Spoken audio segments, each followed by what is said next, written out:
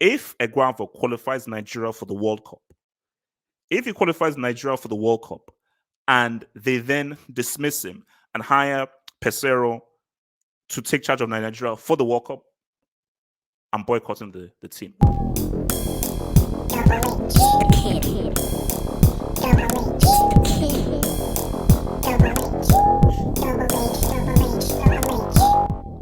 This is big. This is big, and I am so happy that this happened, because I told you, I said that I would have boycotted this team. I would have boycotted the boys if out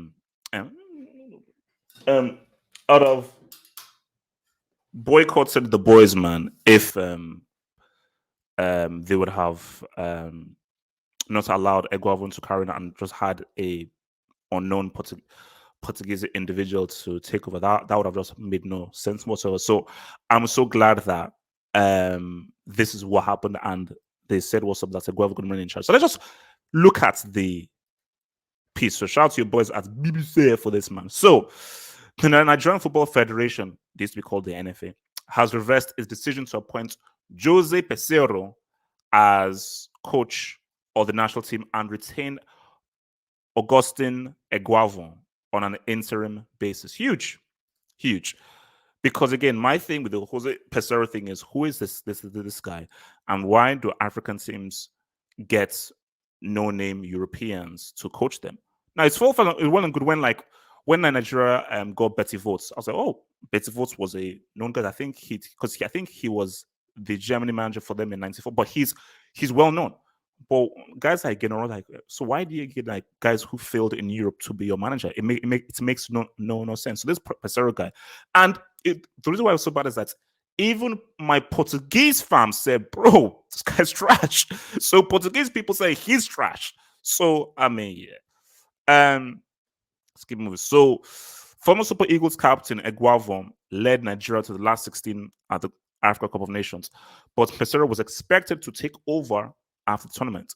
However, the NFF has now confirmed that Eguavoen, 56, will remain in charge of the three-time African champions ahead of the two-legged 2022 World Cup playoff against Ghana next month. That's huge, man. Huge. That's huge. Because my thing was, and this was always my issue, I'll probably talk about afterwards, is yes, Nigeria, that was a huge disappointment what happened against Tunisia. Alex Iwobi tax, obviously, but what you saw was it is the most cohesive Nigeria have looked in years. They never looked as cohesive as that in all the years Gennaro was there. And my thing was, as much as it was a disgusting, bitter disappointment losing to Tunisia, because I think that Nigeria could have easily they could have said what's up against Senegal. And you could see that there's progress here.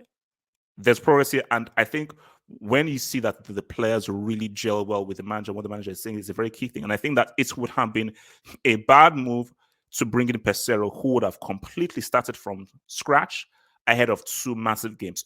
What you see right now is you're carrying on that football that beats Egypt, who are finalists, in that opening game that made you top that group. You can now carry that on. And what it is that, okay, where do we go wrong against Tunisia? But there is a better through line rather than stopping something and starting from scratch. So as they now come across these games, we are carrying on the football psychology and mentality and the instructions that we had pre-AFCON, during the AFCON, and carrying on into this. So it just puts them, it doesn't mean that you're definitely going to beat Ghana, but I think they're in a better position because they don't have to start from scratch. This is what they would have had to do if they had a whole new manager with a whole new set of tactics. He'll be assisted by a former international, Emmanuel Amunike, after a good showing by the team in Cameroon. Hey, bro. And Amunike is a big time because Amunike, and that's where you know why this kid is so iconic? This kid is from 1996, and Amunike scored the winning goal against Argentina in the finals of the 96 Olympic gold medal match, which was the first major international trophy that Nigeria won. So Amunike is a legend. He's a legend. So and I think this is from. So yeah, we acknowledge and appreciate the interest that Joseph Pesero has shown during our very coded discussions and have absolutely no doubt about his capacity. We believe that perhaps in the future there could be an opportunity to work with him. Okay, yeah, maybe in 10 years. The NFF General Secretary Mohamed Sanusi said. However, in view of the positive performance at the Africa Cup of Nations, we have decided to accept the recommendation of the Technical and Development Committee to retain the Eguavoen-led coaching crew. Eguavoen, who is technical director of the NFF, had backed the appointment of Pesero as a successor at the end of the tournament. However, the decision to overlook the Portuguese came as no surprise. 2 days ago, NFF President Amaju Pinnick told local television station Channels TV that he had informed former Porto and Sporting boss Pesero to wait until the end of March for possible employment. I'm still talking to him, Pinnick said. Maybe he has to wait till after the World Cup qualifies. And if in the course of his waiting he got another job, we wish him well. The good news is that we did not sign the contract officially. Wait. Okay, now this is what worries me.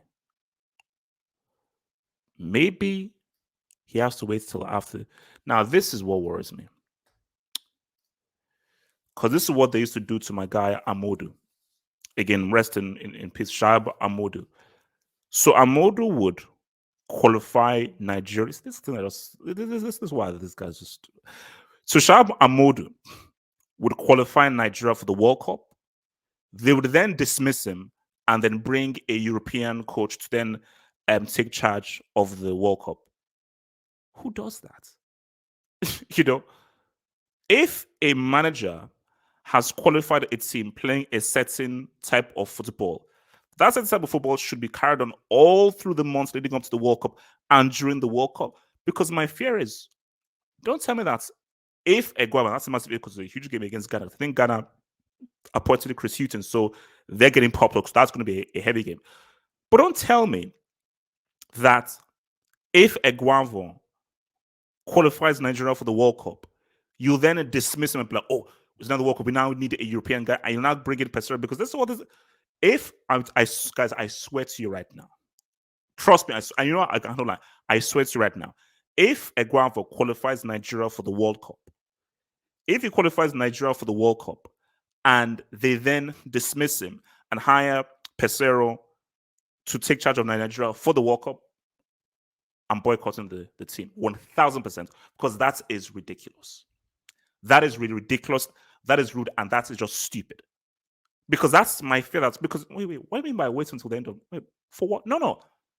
Now, here's the thing. If Nigeria fail to qualify for the World Cup, then Eguavoen, you have to. You see, my thing is in what manner? If Nigeria puts up a pathetic performance, if it's a pathetic performance and so forth, Eguavoen has to be sacked. If they lose, but they play well, and it was really down to the players missing chances, boom.